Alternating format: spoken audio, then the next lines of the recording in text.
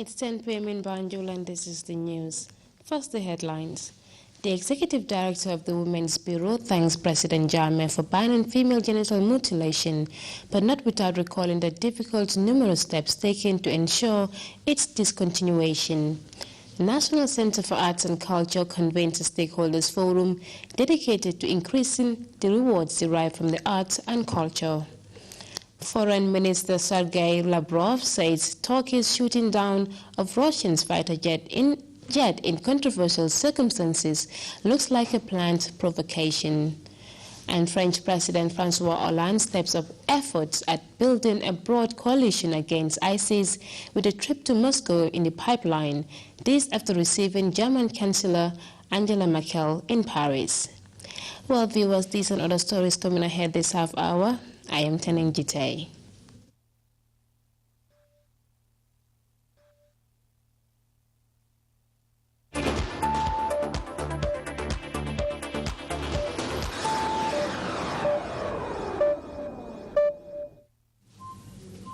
The Executive Director of the Women's Bureau has been recounting the countless steps that were taken by her office and the hurdles that had to surmount to ensure the outlawing of female genital mutilation.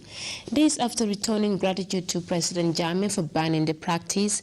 Madam Binta Jammeh Sidibe was speaking to journalists, including GRTS's Winifred Nicole at a news conference. We have more in this report. Monday, in his home village of Kanilai, President Jammeh declared an immediate ban on female genital mutilation and cutting, an Asian traditional practice common on the African continent. The presidential pronouncement has gone down well with the Gambia's Women's Bureau, which for the past 3 decades, with the support of their international partners, the government and donors, devoted their time and resources to ending the age-old practice. And he went further and warned and advised all the authorities from the different regions, that is the governors, the Sefolus, the Alcalos, and of course our Ngansimbas, the practitioners who normally, and the parents of these young girls, that they must from that minute desist from that practice. The Bureau Thursday convened a press briefing to thank President Jammeh for the symbolic and daring initiative. Binta Jammeh Sidibe, the executive director of the Bureau, said the presidential declaration was a pleasant surprise. She also highlighted the numerous life-changing developments initiated by the Gambian leader. We would like to seize this opportunity to thank the President, His Excellency Sheikh Professor Dr. Alhaji Yahya AJJ Jammeh Babili Mansa, for this public declaration to save all our young girls, all our young women from this harmful traditional practice. Culture is important, said Madam Sidibe, but only that aspect of it that promotes the welfare and dignity of society should be embraced. FGMC, she added, is harmful to the health of women and girls and should be banned. Going down memory lane, recounting the countless steps and hurdles her office went through over the years to end FGMC in the country, Madam Sidibe said they have been longing for this day. We would also like to thank our Vice President, Her Excellency Dr. Ajaratu Asatunjai Sedi, who is the minister responsible for women's affairs. Our Women's Bureau is directly under her office, and she was one of the pioneers of the sensitization of abandonment of FGM in this country. At that time when she was herself part and parcel of this Women's Bureau. And she has guided us to take the right approach and not to be in a hurry. You know, I would like to quote a Mandinka phrase which said, what is difficult becomes easy. Me kole wole fe. Now it seems to be so difficult, so unsurmountable, but now we are here. For groups in society whose source of income for improved livelihood is partially dependent on FGMC, Madam Sidibe said, there are contingency plans to create alternative livelihood improvement schemes for them. Reporting for GRTS News, I'm Winifred Nicole. The President of the Republic, His Excellency Sir Professor Alhaji Yahya, Dr. Yahya Ejeje Jammeh Babili Mansa, will return to Banjul after completing the provincial leg of his Dialogue with the People tour on Friday, 27 November 2015. President Jammeh will depart Kanilai at 10 p.m. and members of the general public are strongly urged to come out in their numbers and line routes leading to the capital city to give the head of state a befitting welcome. Means of formulating strategies capable of ensuring further development of the arts and culture across West Africa was the focus of a day-long interface organized by the National Center for Arts and Culture. Educator tells us more about the Experience Sharing Forum funded by the European Union.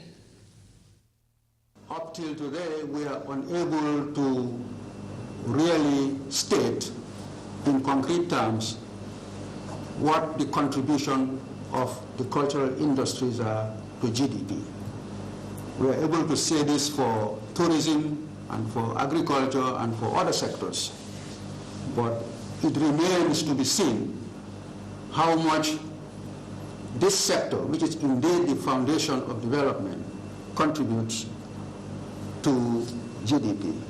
It was for that and other reasons they gathered for a day-long dissemination seminar on the development and growth of the culture and arts sector, which is under the EU-ECOWAS Economic Partnership Agreement. For many of you, this is not the first time we are coming together to talk on this theme.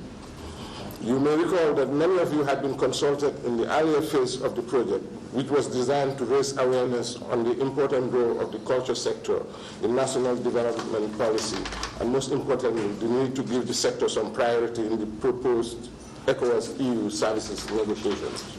The EU-ECOWAS agreement is a 3-year project funded by the European Union to the tune of $22.5 million. This recent convergence is a follow-up to the previous consultation on needs assessment for facilitating the development and growth of the arts and culture sector, which in turn seeks to examine the development of arts and culture within the ECOWAS sub-region. The ECOWAS region, and also particularly the Gambia, have enormous cultural assets and creative assets.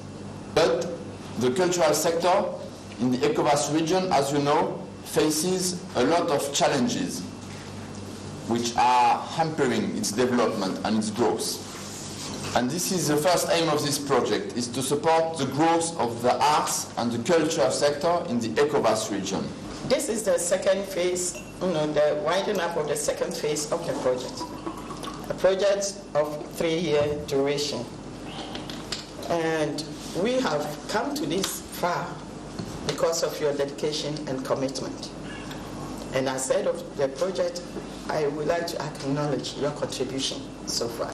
The project further seeks to harmonize the various needs and concerns of partners, such as the Center for Culture and African Studies of Kwame Nkrumah University of Science and Technology, the Sierra Leone Film Industry, Labour and Market Guild, the National Center for Arts and Culture in the Gambia, and the National Association of Nigerian Theatre Arts and Practitioners, which are currently under the said project. My ministry expects and urges you to identify the obstacles or challenges that cultural services and cultural service providers from the Gambia encounter in reaching out to export markets, and to identify ways of reducing or eliminating these obstacles during the EPA negotiations. Results emanating from the day's consultative forum is expected to be translated into specific requests, as well as greater improvements in the export processes of services and service providers from the Gambia and other countries. thereby enhancing effectively in the development of the art and culture sector. Aisa Tuketa, GRTS. We take the announcement again. The President of the Republic of the Gambia, His Excellency Professor Dr. Yahya AJJ Jammeh Babili Mensah will return to Banjul after completing the provincial leg of his Dialogue with the People tour on Friday, 27th November 2015. President Jammeh will depart Canela at 10 a.m. instead of the 10 p.m. earlier mentioned, and members of the general public are strongly urged to come out in their numbers and line the routes leading to the capital city to give the head of state a befitting welcome. Now to other news. Public and private sector officials recently converged for a 2-day capacity enhancement program spearheaded by Crown Managed Services. Speakers, as Buba SMCC reports, deliberated on the topic Managing Change, Business Transformation in a Digital Age. Building the capacity of people from both public and private institutions of this magnitude is being regarded as one of its kind in the country. Participants were drawn from high-profile institutions, which include the Personal Management Office, PMO, Ministry of Higher Education, Research, Science and Technology, MOHAST, Gambia Post Authority, GPA, and Kanilai Group International, KGI. The Director of Crown Managed Services Limited, Madam Aisa Sedi, explains the underlying principle behind this exercise, stressing the need for managing change in this digital age. With Crown Managed Services, we have a vision, and the vision is aiming for excellence. And this excellence, we want it in every space of the country. As a result, we conduct these trainings trying to improve the skills of managers, because we are targeting the managers now because they are the heads of their institutions. They are the ones who can introduce and effectively implement change. The Deputy Permanent Secretary at MOHAST, Mr. Marijata, and Majob Job, who is the consultant at Sendex, underscored the importance of managing change while encouraging the participants to actively partake in the training and at the same time try to implement the knowledge learned from the training. We choose the term Managing Change, Business Transformation in the Digital Age, because nowadays we live in a global technological village, and as a result, businesses no longer have the liberty or the option not to follow or adapt to technology. So we are trying to bring this to our institutions to understand that to change and be in line with technology is a must for institutions if they must survive. What's the way forward? Now the 2-day capacity building training has ended. What we do is we just don't deliver training. We follow up our training, because most of the trainees will be writing an action plan, and we follow up this action plan to ensure that they are implemented within their institutions. And this monitoring is done between 2 weeks to 3 months.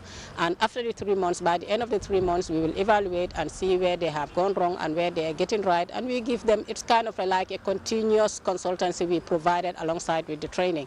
And secondly, we are looking for private sector, public sector partnership to collaborate with the various institutions such as the PMO, MOHAS, UTG, all the various and relevant institutions in the country in terms of capacity building. Our invitation was open to all institutions, but I think these are our key targets because they are the apex when it comes to training in the country. PMO and MOHAS are responsible for capacity building in the country. And we believe that their presence in this program will actually give assurance to the rest of the corporate entities who are being skeptical about our programs, and they will consider next time when we send them invitations. The training had equipped the participants with requisite skills and knowledge needed to enable them initiate and implement change at their various institutions for the better. Hence the theme, Business Transformation in the Digital Age. Buba SMCC, GRTS. Members of the Moroccan Association of Exporters are currently exploring the Gambia's rewarding investment potentials. The 2-day Business and Investment Forum is expected to lead to the deepening of long-standing trade ties between Rabat and Banjul. Details in this report by Khadija Tujalo. The Gambia is fast becoming a business hub for foreign investors looking to take advantage of a burgeoning West African market. The latest example of this comes from the Moroccan Association of Exporters, which has sent a team to meet with Gambian representatives as they seek out business opportunities in the Gambia. Today, The Moroccan business delegation is here to look for investment opportunities in various sectors of the Gambian economy. And I take this opportunity to welcome them and to assure them of our commitment to support their objectives. Ambassador Toure went on to reveal that the forum would be followed by a return visit of Gambian investors to Morocco early in the new year. The president of the Moroccan Association of Exporters, Hassan Sentisi El Idris, made a brief statement saying he was eager to see mission objectives put into action. Nafi Bari, Permanent Secretary of the Ministry of Trade, Industry, Regional Integration and Employment, thanked the ambassador for facilitating the event and expressed her delight at the diverse business interests of the group. What is equally more pleasing is the composition of the group comprising business experts who are interested in priority sectors of our economy, namely agriculture and agro-processing, poultry, energy, tourism, fisheries, housing, financial services, pharmaceuticals, textiles, and infrastructure. P.S. Barry reiterated the friendly relationship between the two countries' leaders, which has over the years solidified ties between Banjul and Rabat. This mission, we hope, will open up more opportunities in the different areas of interest. The Gambia, though small in population, is the ideal place for Moroccan businesses to locate and access the vast West African market.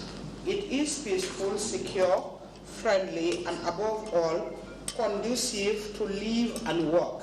With fruitful deliberations expected, this two-day business forum will contribute to efforts to increase economic growth and employment in the Gambia over the coming years. Khadija Tujalo, Grts News. Well, from the report by Khadija Tujalo, we take our first break. We'll be back with news from outside the Gambia. So stay tuned.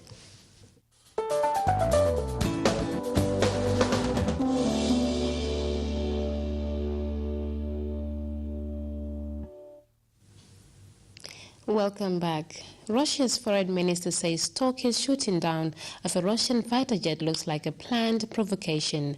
Sergei Lavrov says Russia did not plan to go to war with Turkey, but adds it will seriously re-evaluate ties between the two countries. But other officials have been making efforts to contain the fallout after yesterday's incident on the Syrian border. Turkey's prime minister called Russia a friend and a neighbor, whilst a Russian diplomat said the Kremlin has not ruled out working with Turkey on the fight against Islamic State. Details in this DWTV report.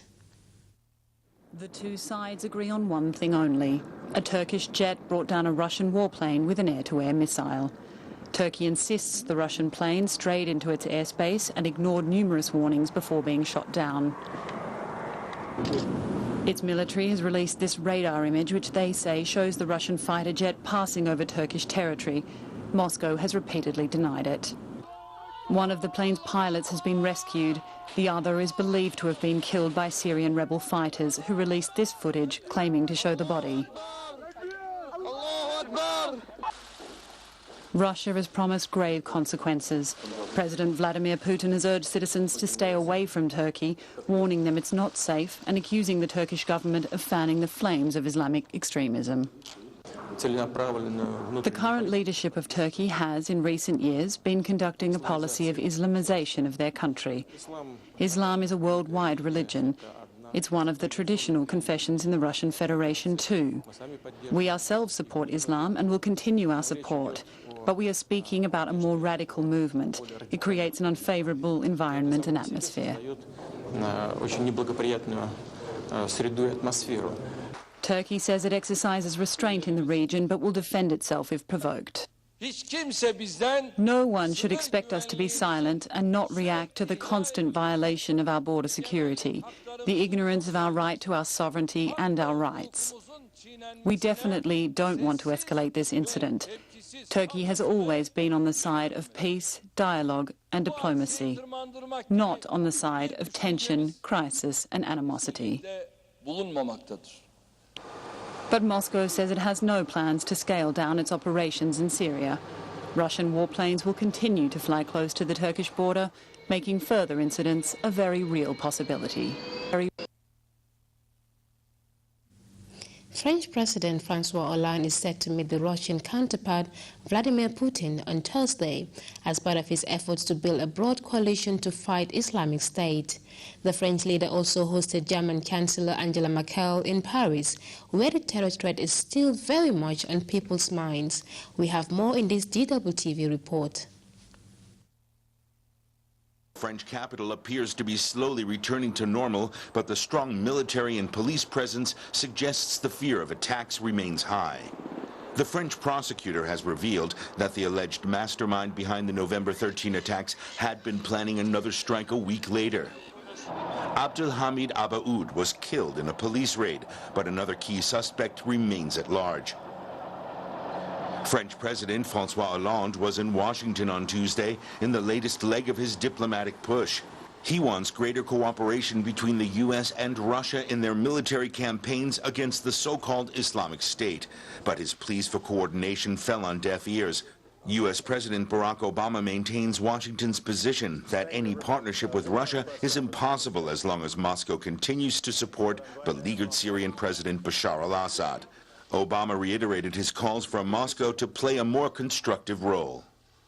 President Hollande and I agreed that Russia's strikes against the moderate opposition only bolster the Assad regime, whose brutality has helped to fuel the rise of ISIL. We agree that Russia could play a more constructive role if it were to shift the focus of its strike to defeating ISIL. The U.S. has ruled out putting forces on the ground in Syria. François Hollande stressed the French effort would also remain air-based. France will not intervene militarily on the ground. That is for the local forces to do. We have been supporting them for a number of months. We will continue to do so, and our strikes will enable them to do the job on the ground.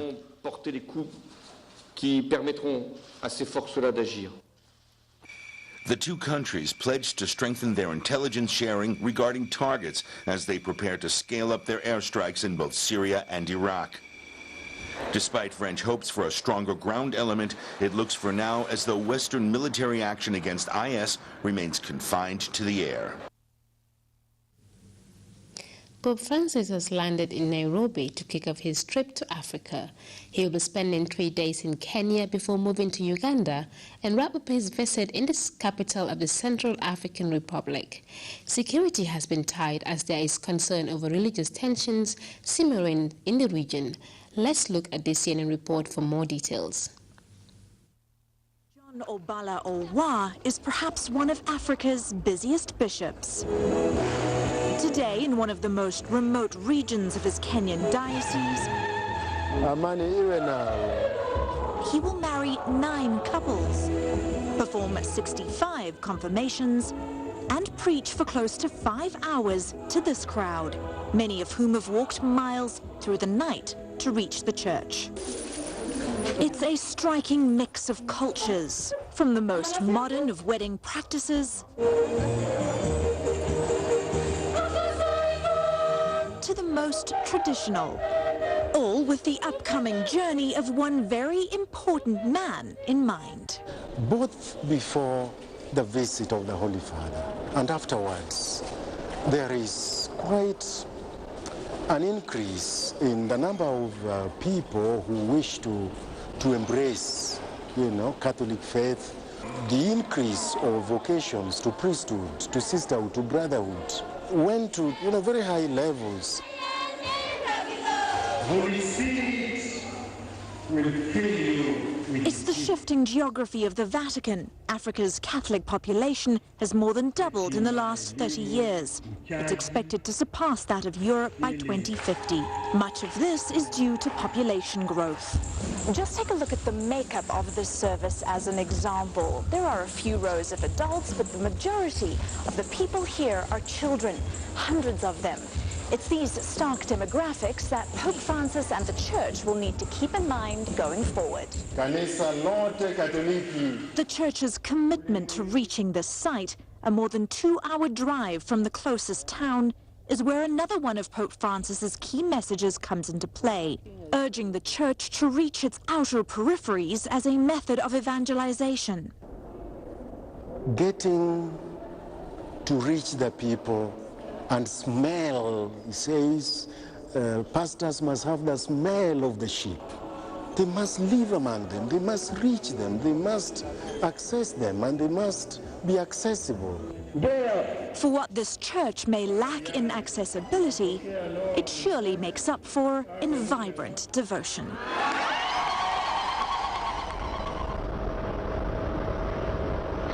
Christy, we spoke about the shifting geography of the Catholic Church, that there are more and more cardinals being selected by Pope Francis to become part of his synod, which eventually will go ahead and elect a pope in the future. So you just never know, perhaps in the next few years we could see an African pope in the Vatican. Well, now from that CNN report, we take our second break. We'll be back. Stay tuned.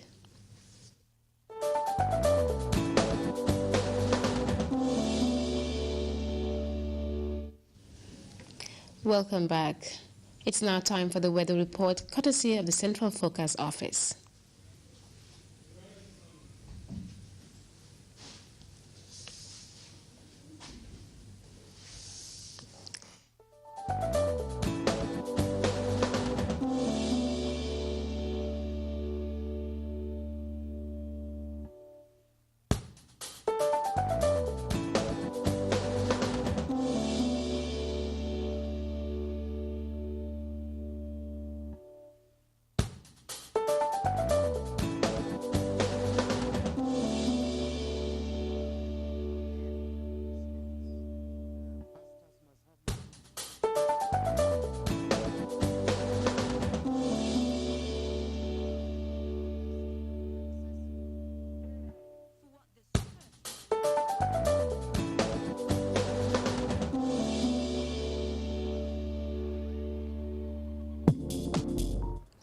Well, we apologize.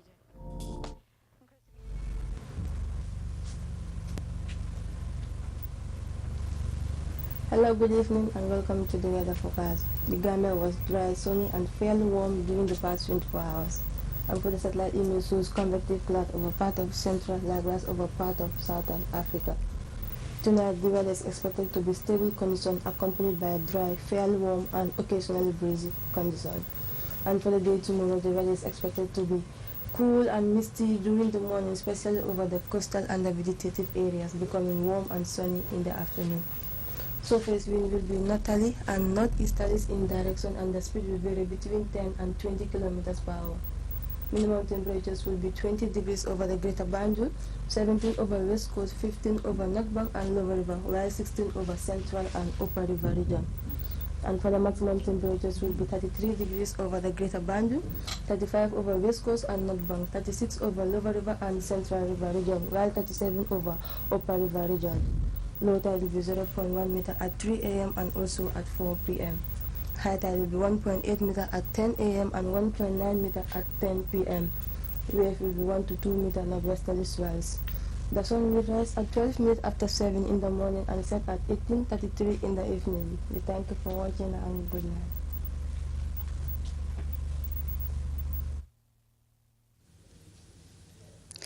Well, that was Amy Chan with the weather report. But before we take leave of you, a quick recap of our day's main stories. The executive director of the Women's Bureau has thanked President Jammeh for banning female genital mutilation, but not without recalling the difficult numerous steps taken to ensure its discontinuation. National Center for Arts and Culture has convened a stakeholders forum dedicated to increasing the rewards derived from the arts and culture.